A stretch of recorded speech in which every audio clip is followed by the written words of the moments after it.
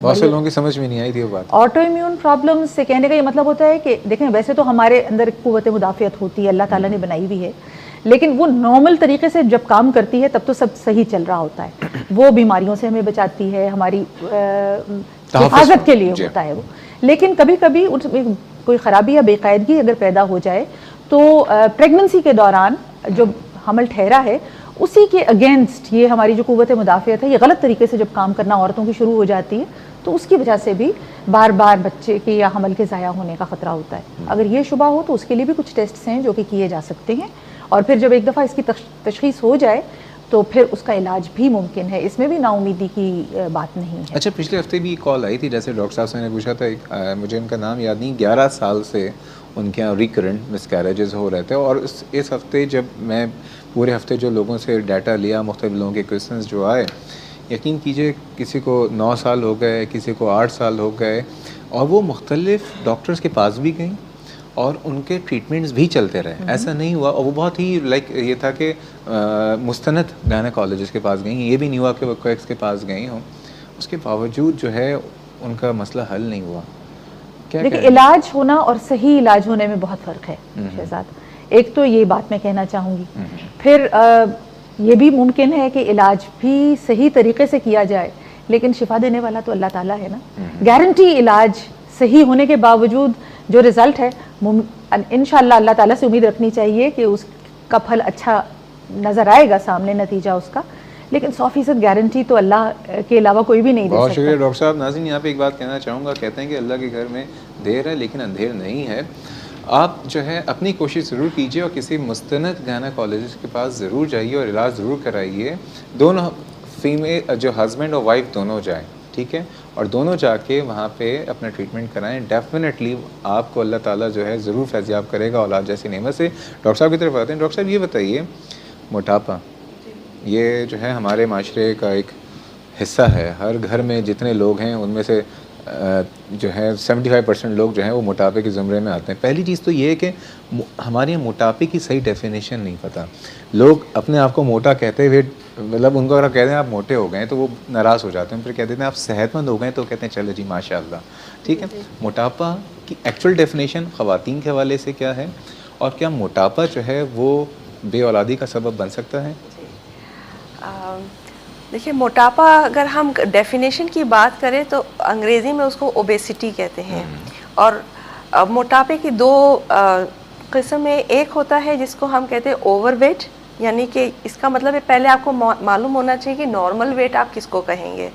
तो हम body mass index, body का वेट लेते हैं, उसका कद लेते हैं और उसे एक फार्मूला के तहत उसका बॉडी मास इंडेक्स निकालते हैं। नॉर्मली हम कहते हैं कि 20 से 25 किलोग्राम पर मीटर स्क्वायर उसका बॉडी मास इंडेक्स होना चाहिए।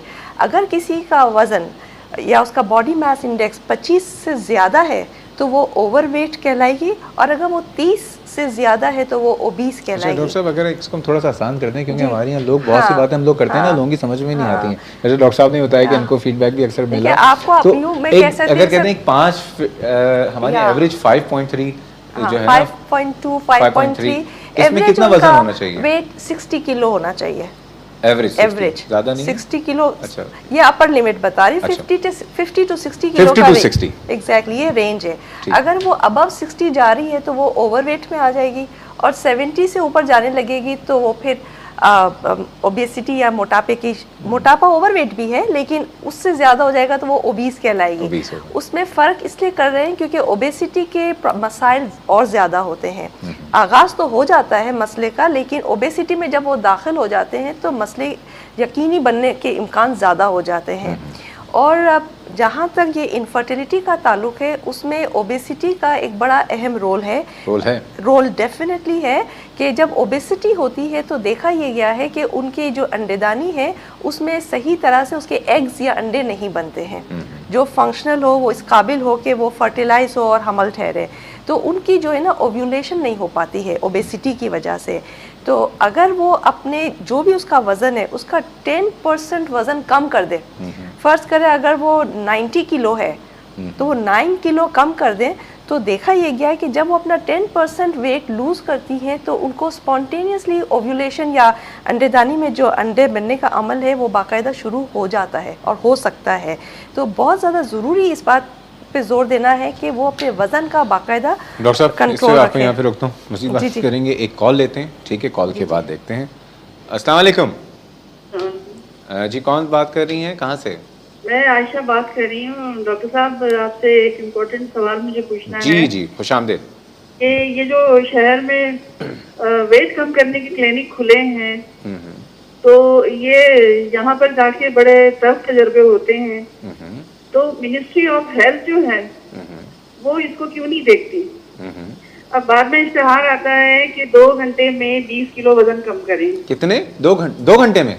जी, और दो घंटे की सेटिंग में। लेकिन जब आप वहाँ जाते हैं तो वो कहते हैं कि जी 5 लीटर या 5 केजी या 5 पाउंड वजन जो है वो हम आपका स्टमक से कम कर सकते हैं, और इसके चार्जेस हैं 75,000।